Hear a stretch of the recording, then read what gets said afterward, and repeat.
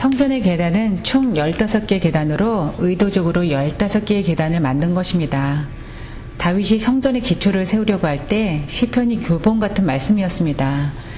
다윗 시대의 성전으로 올라가는 동안 특정한 시편을 낭독하고 찬양하였습니다.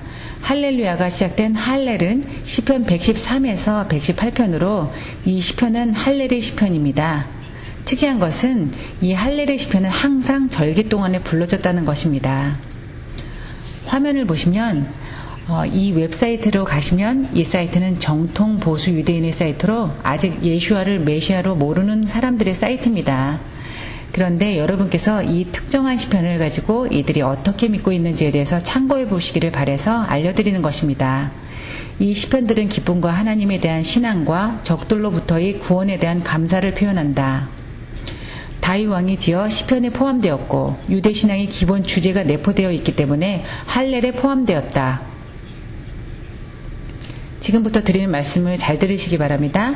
유대계 기본의 신앙은 출애굽 당시 이 말이 중요한데요. 하나님께서 시내 산에서 토라를 주셨을 때 미래에 있을 죽은 자의 부활과 메시아가 오시는 것에 대한 것이다. 이 보수 유대인들은 이 시편 110에서 118편이 오실 메시아에 대한 말씀이라는 것을 믿는 것입니다. 기억하시기 바랍니다. 이 시편 118편을 절기 때 불렀습니다. 초막절 때 사람들이 횃불을 들고 춤을 추며 즐거워하였습니다. 우리가 여기 있었으면 참 좋았을 뻔했네요. 재금, 비파, 수금, 나파를 불면서 아주 즐거운 시간을 보냈습니다. 정말로 크게 즐거워하는 시간을 보냈겠군요.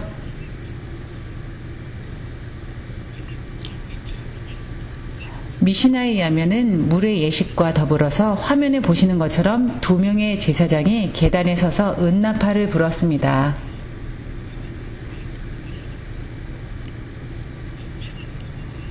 그리고 남자와 여자들이 그리고 아이들과 함께 물의 예식을 참관하였는데요.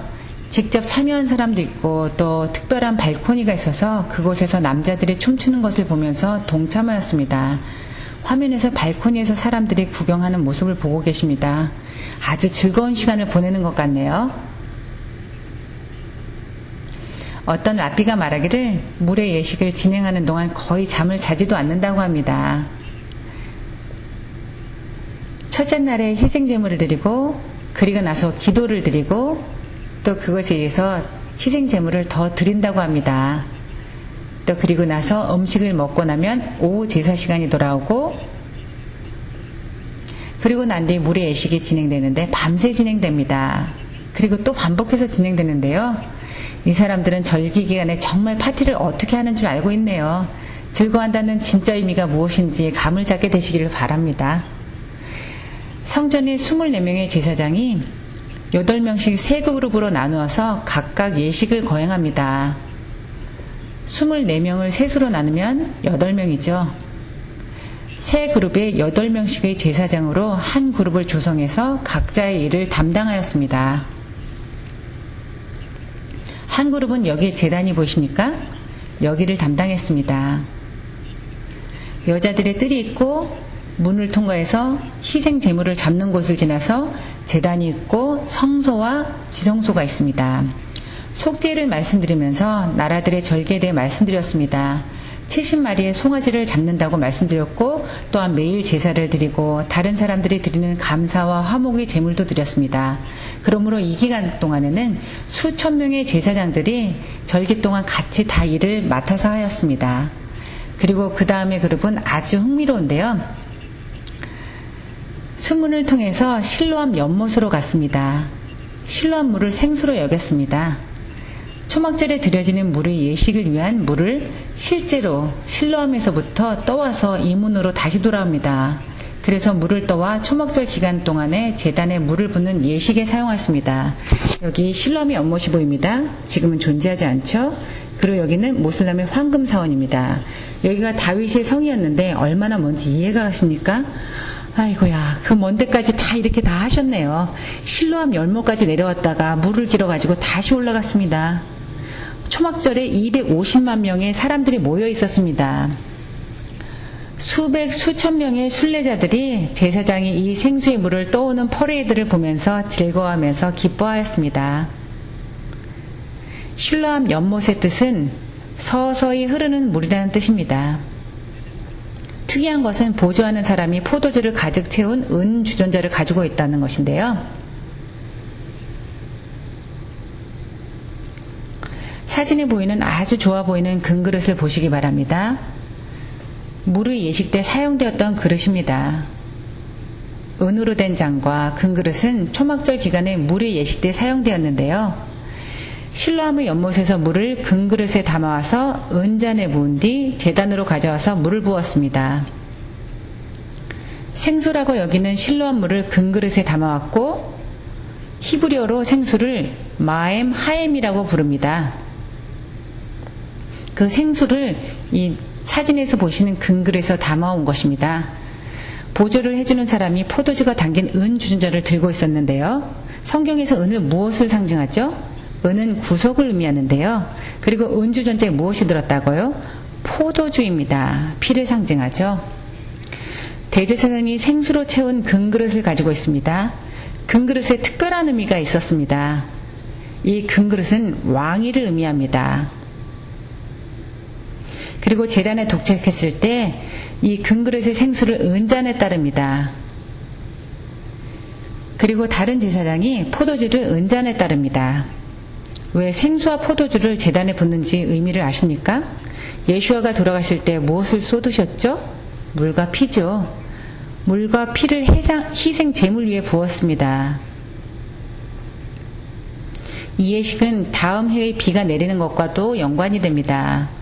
땅을 축복하고 소산을 낼 수 있도록 기도하는 것입니다. 물질적, 육체적 필요와 하나님을 신뢰하는 믿음의 필요입니다. 만약 비가 오지 않는다면 어떻게 될까요? 농작물들이 자라지 않아 수확할 수 없게 되는데요.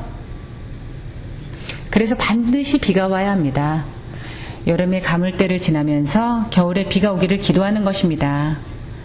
그래서 봄에 좋은 수확을 얻을 수 있게 되기를 기대하는 것이니까요.